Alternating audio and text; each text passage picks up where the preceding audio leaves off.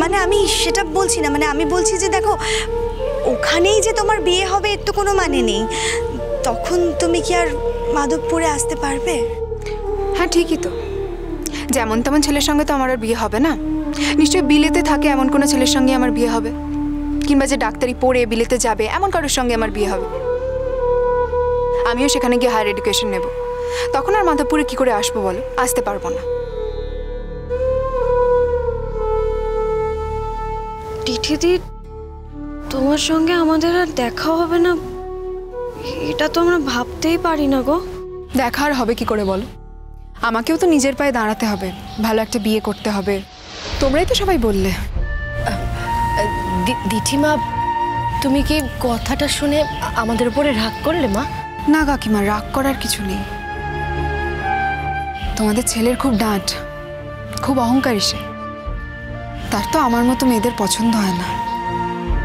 দেখো দিঠিমা, তোমার নিজেকে নিয়ে যে কোনো দ্বিধা নেই এটা আমরা জানি, কিন্তু কি হয়েছে জানো, আমাদের না এসব ভাবতে খুব ভয় করে। তোমার বাবা মা, তোমার পরিজন, সবার সাথে সম্পর্ক ত্যাগ করতে হবে। আমার কোনো সিদ্ধান্তের কারণে যদি আমার পরিবারের লোকজনের সঙ্গে আমার সম্পর্ক চলে যায় তাহলে যাবে, আমি কি করব? যদি তাই হয় তাহলে আমাকে ধরে নিতে হবে আমার বাবা মা, আমার পরিবারের লোকজন আমার উপর বিশ্বাস করেন না। যদি বিশ্বাস করতেন তাহলে আমার সিদ্ধান্তটাকেও তারা সম্মান জানাতেন। যদিও আমি সিদ্ধান্ত বলছি ঠিকই, কিন্তু একা একা তো আর সিদ্ধান্ত হয় না। দেখো দিদি, ছোটু আসলে তোমার ভালোর জন্যই তোমার থেকে নিজেকে দূরে সরিয়ে রেখেছে। আমারও তো ভালো, তো আমি ওকে দেখতে বলিনি। আমরাও আর দেরি করব না, ছোটু আসার পর। আমরা জানি দিঠি, ছোটু আসার পর ওর ভালো হয় এমন কোনো কাজে তুমি ওকে ঠিক লাগাবে। যে এখানে নেই তার হয়ে তোমরা কেন কথা বলছো? যে আমাকে পছন্দই করে না সে আমার পছন্দ মতো কাজ করবে এরকমটা তো নাও হতে পারে। তারাও তো অন্য কাউকে পছন্দ। এই না না না, আমার দেওরকে না কখনো এরকম কথা বলবে না, বুঝেছো? ও কোনোদিনও কোনো মেয়ের দিকে তাকায়নি, ও সবসময় মেয়েদের এড়িয়েই চলতো। চলতো বলছো কেন? এখনো তো এড়িয়েই চলে।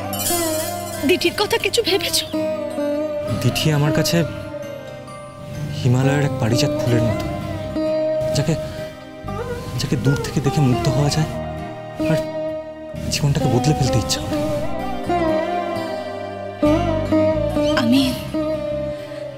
আমি যতদূর জানি, যতটা ওকে বুঝেছি, ও অনেক শক্ত মেয়ে।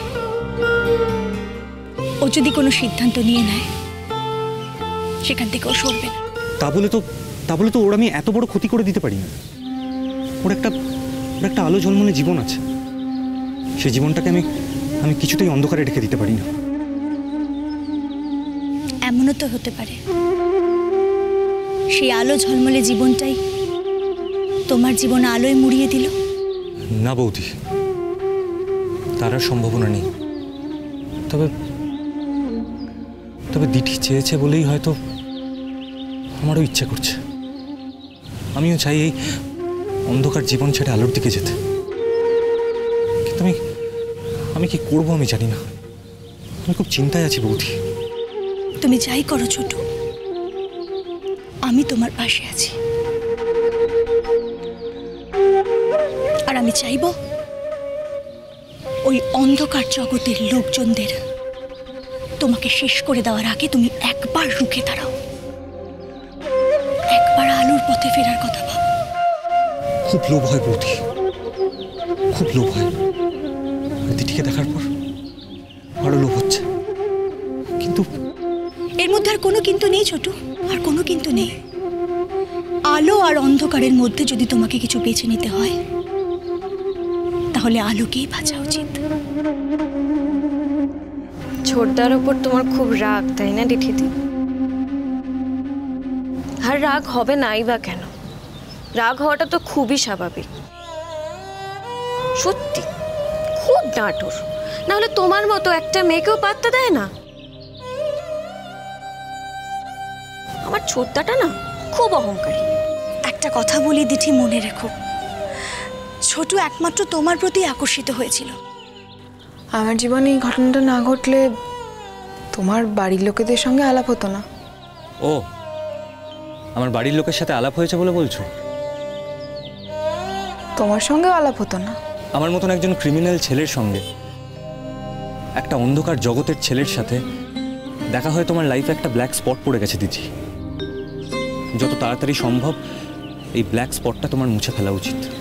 আমার জীবনে কি করতে হবে না করতে হবে সেটা আমি বুঝে নেব।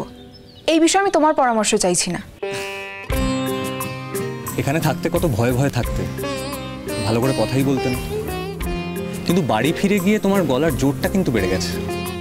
তুমি কথা বলতে, তুমি যে কথা বলতে পারো আমি তো সেটাই ভুলে গেছিলাম। তুমি ভালো আছো? হ্যাঁ, বাড়িতে এসেছি, মাকে দেখতে পাচ্ছি, বাড়ির সবার সাথে কথা হচ্ছে, ভালোই আছি। তবে আমার আধখানা মন আমি মাধবপুরেই ফেলে এসেছি।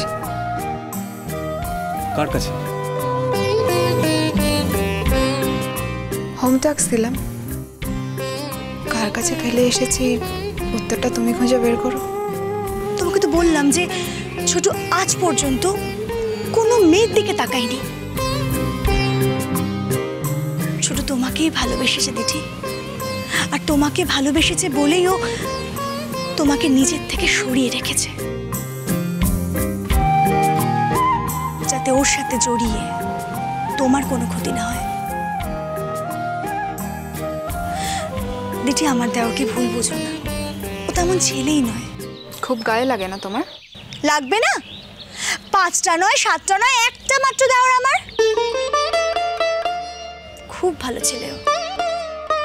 হ্যাঁ, এখন কপালের ফেরে জেল খাটতে হচ্ছে। দিঠি, দিঠি, ছোট ফিরে এলে না, তুমি ওকে একটা ভালো জীবন দিও। আর এটা তুমিই পারবে দিঠি, একমাত্র তুমি পারবে, জানো? তোমার জন্যই তো আজকে আমরা মাথা উঁচু করে বাঁচতে পারছি। দেখো মা, যখন ভেবেছিলাম সবকিছু শেষ হয়ে গেছে তখন নতুন করে সব শুরু করেছো তুমি। তোমার সঙ্গে তো আর আমাদের কৃতজ্ঞতার সম্পর্ক নয়, আমাদের প্রাণ ভরা আশীর্বাদ রইল তোমার সাথে।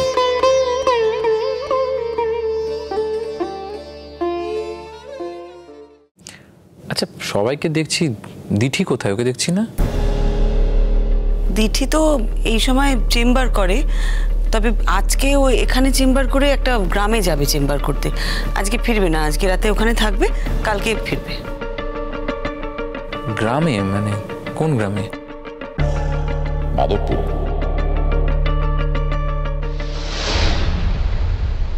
আর একটা কথা, কলকাতায় মাস্টার্সে ভর্তি হতে গেলে কিন্তু অ্যাডমিশন টেস্ট দিতে হয়, মনে থাকবে তো?